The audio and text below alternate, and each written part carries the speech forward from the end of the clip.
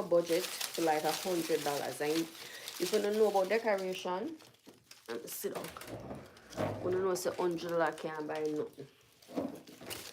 But the thing is, I'm a thrifter. I love to thrift, so most of the time when the season out, we go to the thrift store. All in a January sometimes, and people will just donate a lot of Christmas stuff, and we'll pick up the Christmas stuff in time there. And I try my best not to go too far from red.